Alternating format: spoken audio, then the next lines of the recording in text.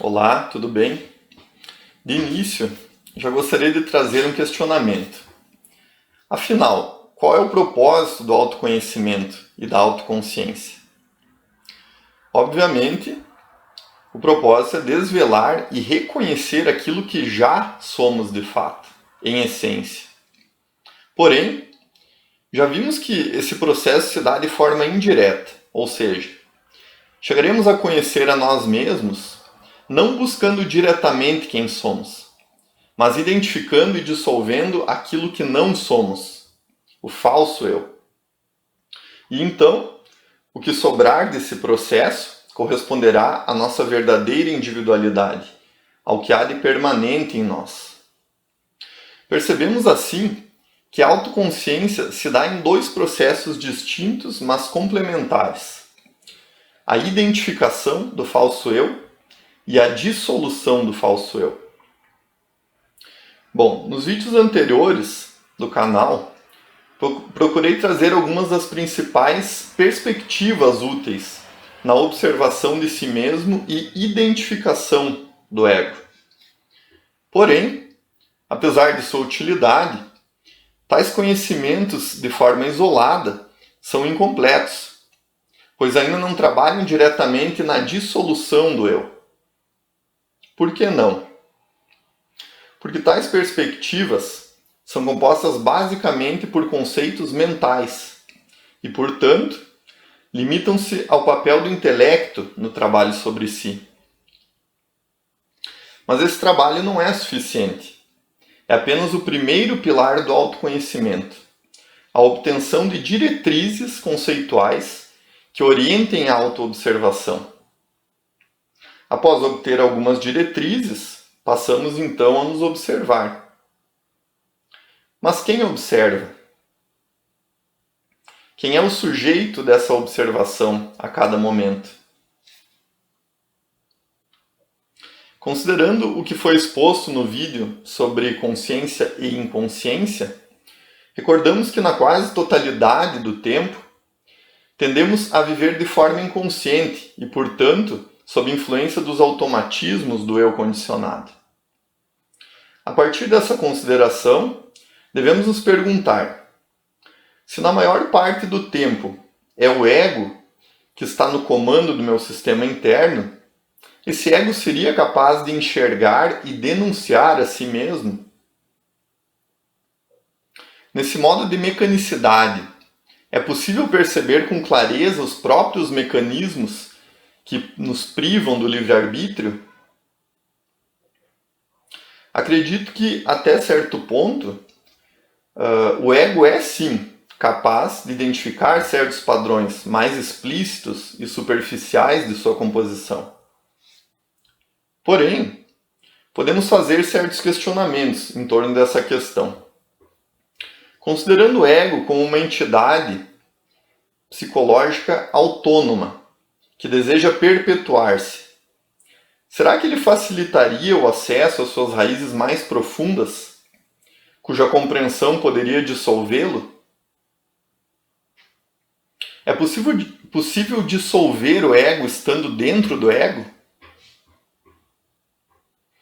É por isso que a simples autoobservação, de modo isolado e puramente intelectual, não cumpre totalmente o seu propósito, até porque o intelecto é justamente a principal ferramenta de trabalho do falso eu.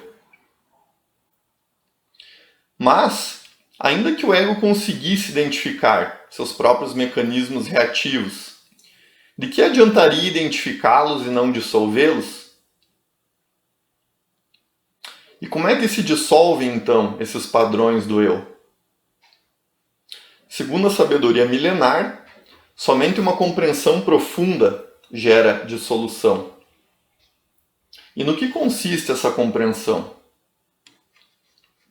Ao contrário do que tendemos a imaginar, dada a nossa educação fundamentada exclusivamente no intelecto, tal compreensão não se dá através de esforço analítico e elaboração conceitual, mas sim através de uma atenção consciente, intensa e silenciosa sobre o processo interno do eu.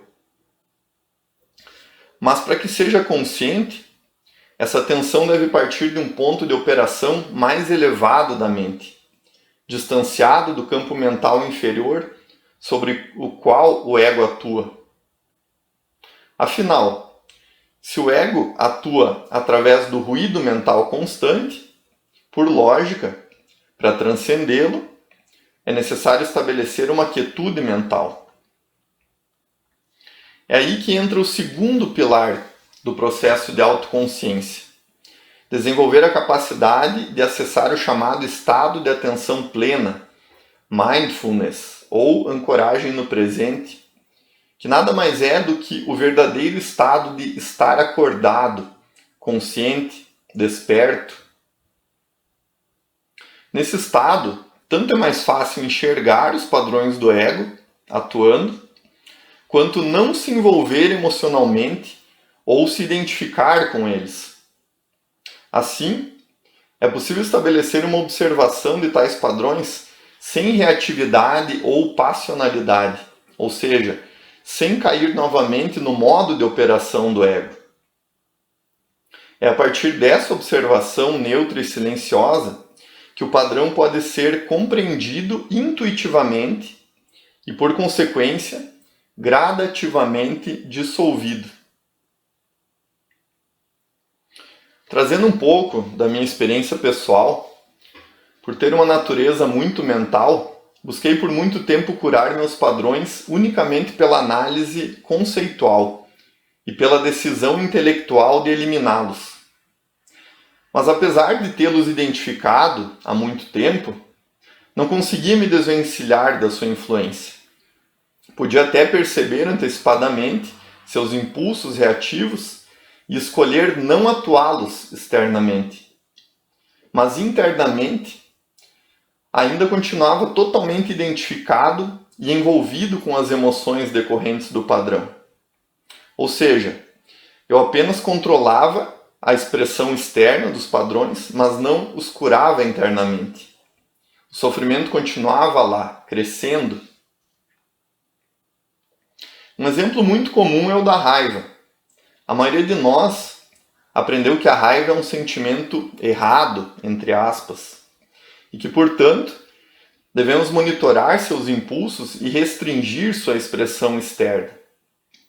Porém, não há um trabalho de compreensão real da raiz desse padrão. Há apenas uma negação ou repressão interna.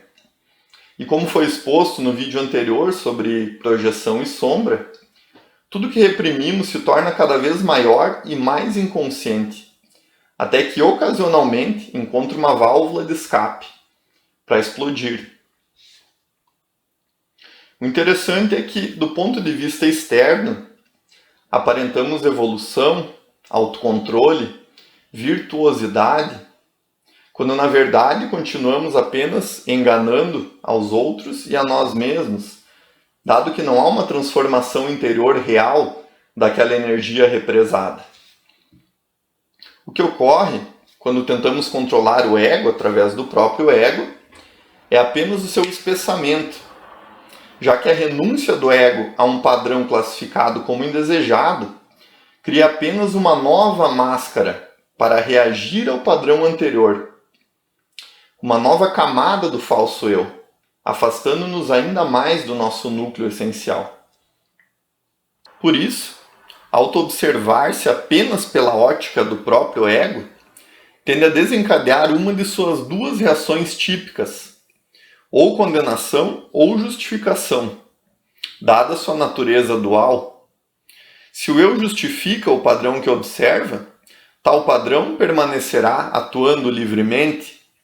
Se o eu condena o padrão, criará um novo padrão para reagir ao anterior, adicionando mais uma camada de máscara. Mas então, qual é a solução para isso? Se reprimir o ego gera o espessamento do próprio ego, devo ceder aos seus impulsos e expressá-lo? Na minha visão, acredito que, identificando impulsos extremos do ego, em desarmonia com a lei fundamental da criação, que é o amor, devemos optar por não atuá-los externamente. Porém, ao invés de simplesmente esquivar de suas manifestações internas, através de distrações e fugas diversas, como estamos acostumados a fazer, devemos buscar acessar um estado de atenção plena no qual possamos observá-los amorosamente e silenciosamente, sem julgamento, acolhê-los e então dissolvê-los pela compreensão. Assim, suas próximas manifestações tendem a se enfraquecer até sua completa dissolução, conforme repetimos o processo. Ok, mas como acessar esse estado? Bom, para mim não foi e continua não sendo fácil, mas, como para tudo, precisa ser desenvolvido pela prática. Por isso, no próximo vídeo, trarei parte da minha experiência pessoal nesse processo, compartilhando aquilo que parece funcionar para mim até aqui, mas que não necessariamente funcionará para outros. Afinal, acredito que cada um tem que encontrar os seus próprios métodos, de acordo com sua própria natureza, através da experimentação. Mas como spoiler, já deixo dito que esse estado principia no aspecto mais básico do indivíduo, a consciência corporal. Hoje encerro por aqui, até a próxima e um grande abraço.